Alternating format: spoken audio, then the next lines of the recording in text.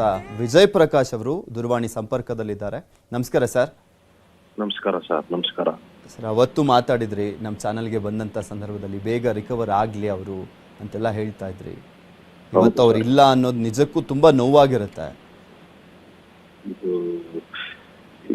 ಹೇಗೆ ಪದಗಳಲ್ಲಿ ಅದೇ ನನಗಷ್ಟೇ ನನಗ್ ಮಾತ್ರ ಅಲ್ಲ, ಇದು ಕೋಟಿ ಕೋಟಿ ಕೋಟಿ ಕೋಟಿ ಅವರ ರಸಿಕರಿಗೆ, ಸಂಗೀತ ರಸಿಕರಿಗೆ, ಅವರ ವ್ಯಕ್ತಿತ್ವದ ಪ್ರಶಂಸಕರಿಗೆ. ಅಂದ್ರೆ ಇದು ನಾನು ಒಬ್ಬ ಗಾಯಕನಾಗಿ ಮಾತಾಡಬೇಕು ಅಂದ್ರೆ ನಾನು ಅದೇ ಈಗ ಎಲ್ಲಾ ಕಡೆ ಹೇಳ್ತಾ ಇದ್ದೆ, ನಾವೆಲ್ಲರೂ ಅವ್ರ ಶಿಷ್ಯಂದ್ರೆ ನೇರವಾಗಿ ಅವರಿಂದ ಒಂದು ಪಾಠಾಂತರ ಆಗದೆ ಹೋದ್ರು ಅವರು ತಮ್ಮ ಗಾಯನದ ಮೂಲಕ ನಮ್ಮೆಲ್ಲರನ್ನೂ ತಯಾರು ಮಾಡಿದ್ರು. ಇವತ್ತು ನಾವು ಅವರು ನೀಡಿದಂತ ಆ ವಿದ್ಯೆಯ ಒಂದು ಏನು ಧಾರೆ ಅವರು ನಮ್ಮೆಲ್ರಿಗೂ ಎರೆದ್ರು ತಮ್ಮ ಹಾಡುಗಳ ಮೂಲಕ, ಅದನ್ನೇ ನಂಬಿ ಬದುಕ್ತಾ ಇದ್ದೀವಿ. ನಾವೆಲ್ಲರೂ ಬಾಳ್ತಾ ಇದೀವಿ. ನನ್ನಂತ ಎಷ್ಟೋ ಕೋಟಿ ಜೀವಿಗಳು ಬದುಕ್ತಾ ಇದಾರೆ. ಸೊ ಅಂಥ ಮಹನೀಯರು ಇನ್ನು ಮೇಲೆ ನಮ್ಮ ಮುಂದೆ ವ್ಯಕ್ತಿ ರೂಪದಲ್ಲಿ ಇರೋದಿಲ್ಲ ಅನ್ನೋದು ನೆನೆಸ್ಕೊಂಡ್ರೆ ಬಹಳ ದುಃಖ ಆಗತ್ತೆ. ಆದ್ರೆ 40,000ಕ್ಕೂ ಹೆಚ್ಚಿನ ಹಾಡುಗಳ ಒಂದು ಬೊಗಸೆಯನ್ನ ಅವರು ನಮಗೆ ಬಿಟ್ಟು ಹೋಗಿದ್ದಾರೆ. ಅದರ ಮೂಲಕ ನಾವಿನ್ಮೇಲೆ ಅವ್ರನ್ನ ಜೀವಿಸ್ಬೇಕು ಅಷ್ಟೇ. ಸಂಗೀತ ಲೋಕದ ದ್ರೋಣಾಚಾರ್ಯರಿದ್ದಂತೆ ಬಾಲಸುಬ್ರಹ್ಮಣ್ಯಂ ಅವರು. ನಿಜವಾದ ಮಾತು, ಬಹಳ ಚೆನ್ನಾಗಿ ಹೇಳಿದ್ರೆ. ನಿಜವಾದ ಮಾತು, ನಿಸ್ಸಂದೇಹವಾಗಿ. ಸರ್, ನೀವು ಕೊನೆದಾಗ ಅವ್ರ ಜೊತೆ ಮಾತಾಡಿದ್ದು ಯಾವಾಗ? ನಿಮ್ಗೆ ಏನ್ ಹೇಳ್ತಾ ಇದ್ರು? ಯಾಕೆಂದ್ರೆ ಒಂದೇ ಇಂಡಸ್ಟ್ರಿಯಲ್ಲಿ ಇದ್ದಂಥವ್ರು, ಅದೇ ಒಂದೇ ಲೈನ್ ನಲ್ಲಿ ಇದ್ದಂಥವ್ರಿಗೆ ಕೆಲವೊಂದು ಸಜೆಷನ್ಗಳನ್ನೆಲ್ಲ ಕೊಡ್ತಿರ್ತಾರೆ. ನೀವು ಕೂಡ ಸಾಕಷ್ಟು ಖ್ಯಾತ ಸಾಂಗ್ ನಾಡಿದ್ದೀರಾ, ಪ್ರಖ್ಯಾತಿರಾಗಿರುವಂತವ್ರು. ಇಲ್ಲ, ಅವರು ಎರಡು ವಿಷಯಗಳಲ್ಲಿ, ಒಂದು ಕಡೆಯದಾಗಿ ಅವ್ರನ್ನ ಭೇಟಿಯಾಗಿದ್ದು ಕಳೆದ ವರ್ಷ ಅಕ್ಟೋಬರ್ ಅಲ್ಲಿ ಡೆಲ್ಲಿನಲ್ಲಿ ಯಾವುದೋ ಒಂದು ನಮ್ಮ ಪ್ರಧಾನಮಂತ್ರಿಗಳ ಒಂದು ಕಾರ್ಯಕ್ರಮದಲ್ಲಿ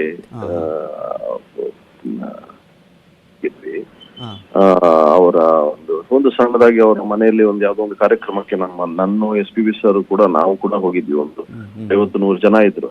ಆ ಒಂದು ಸಂದರ್ಭದಲ್ಲಿ 2 ದಿನ ಅವ್ರ ಜೊತೆಗೆ ಡೆಲ್ಲಿನಲ್ಲಿ ಇರುವಂತಹ ಸಂದರ್ಭ ಬಂತು. ಅನೇಕ ವಿಷಯಗಳನ್ನ ಚರ್ಚೆ ಮಾಡೋದು. ಅವ್ರಿಗೇನಂದ್ರೆ ಅವರ ಪ್ರಶಂಸೆ, ಅವರ ಹೊಗಳಿಕೆ ಅವ್ರಿಗೇನು ಇಷ್ಟವಾಗ್ತಿರ್ಲಿಲ್ಲ.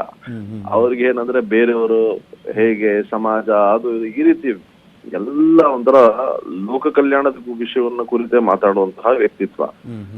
ಅದಾದ ನಂತರ ಈ ಇತ್ತೀಚಿನ ದಿನಗಳಲ್ಲಿ ಈಗ ಒಂದು 3 ತಿಂಗಳ ಹಿಂದೆ ಒಂದು ಭಾವಗೀತೆ ನಾನು ಹಾಡಿದ್ದೆ, ಕಾಡು ಮಲ್ಲಿಗೆ ಒಂದು ಕಾಡಿನಲ್ಲಿ ನರಳುತ್ತಿದೆ ಅಂತ. ಅದನ್ನ ಯಾರೋ ಹೇಗೋ ಅವ್ರಿಗೆ ತಲುಪ್ಬಿಟ್ಟಿದೆ. ಅವ್ರು ಎಷ್ಟು ಆ ವಿಷಯವನ್ನ ಕುರಿತು ಎಲ್ಲರ ಹತ್ರನೂ ಮಾತಾಡಿ ನನಗೂ ಒಂದು 4-5 ನಿಮಿಷದ ಆಡಿಯೋ ಕ್ಲಿಪ್ ಅವ್ರ ಪರ್ಸನಲ್ ನಂಬರ್ ನನಗೆ ಕಳಿಸಿದ್ರು.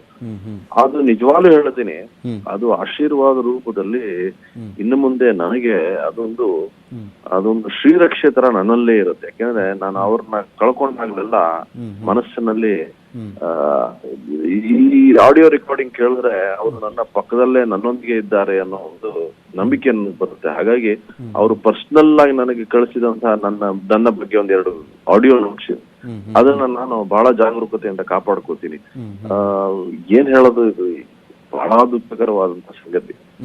ಸರ್, ಅವರ ಹಾಡುಗಳ ಮುಖಾಂತರ ಅಥವಾ ನಾವು ನೋಡ್ತಾ ಇರ್ತೀವಿ, ಈಗ ರಾಜ್ಕುಮಾರ್ ಅವರಿಂದ ಕಲಿಯೋದು ತುಂಬಾ ಇರುತ್ತೆ. ನಟರು ಇದನ್ನ ಫಾಲೋ ಮಾಡಬೇಕು ಅಂತ ಅನ್ಕೊಳ್ತಾ ಇರ್ತಾರೆ. ರಾಜ್ಕುಮಾರ್ ಅವರಿಂದ ನಾನು ಇದನ್ನ ಕಲಿತೀನಿ, ಅವ್ರ ಆಕ್ಟಿಂಗ್ ಅಲ್ಲಿ ಒಂದು ಸ್ವಲ್ಪನಾದ್ರೂ ಟ್ರೈ ಮಾಡ್ತೀನಿ ಅಂತ ಎಷ್ಟೋ ಜನ ಯುವ ನಟರು ಬಂದಂತ ಸಂದರ್ಭದಲ್ಲಿ ಹೇಳ್ತಾ ಇರ್ತಾರೆ. ನೀವು ಅವ್ರನ್ನ ಗುರುಗಳಾಗಿ ಕೂಡ ನೋಡ್ತಾ ಇದ್ದೀರಿ, ಬಾಲಸುಬ್ರಹ್ಮಣ್ಯಂ ಅವರನ್ನ ಅನುಸರಿಸಿದ್ದು ಅಂತ ಯಾವ್ದಾದ್ರು ಇದೆಯಾ ಸರ್? ಸರ್, ಏನಂದ್ರೆ ಗಾಯನದ ವಿಷಯದಲ್ಲಿ ತಗೊಂಡ್ರೆ ಅವ್ರನ್ನ ನಾನು ಎಷ್ಟೋ ಜನ್ಮಗಳು ದೂರ ಇದ್ದೀನಿ ಗಾಯನದಲ್ಲಿ ಅನುಸರಿಸ್ಲಿಕ್ಕೆ. ಯಾಕೆಂದ್ರೆ ಅದು ಅವರೊಂದು ಪರ್ವತ ಅದು.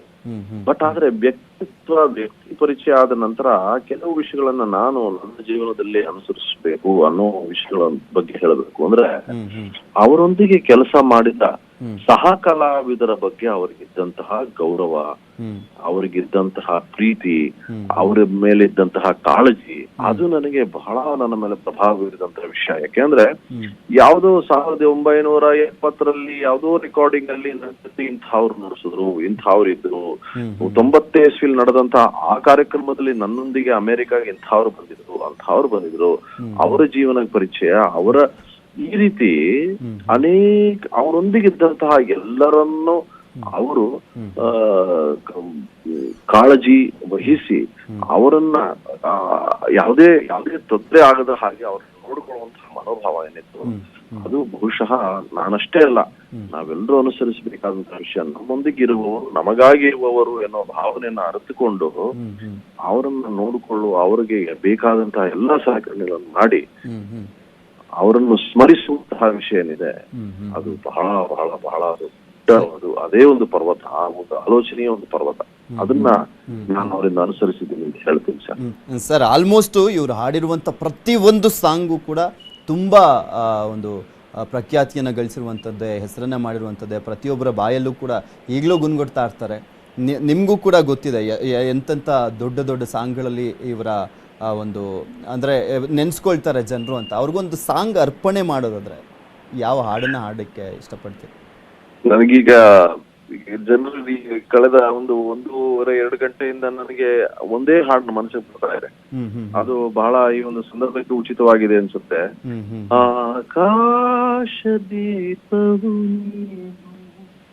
ನಿನ್ನ ಕಂಡಾಗ ಸಂತೋಷವೇನು,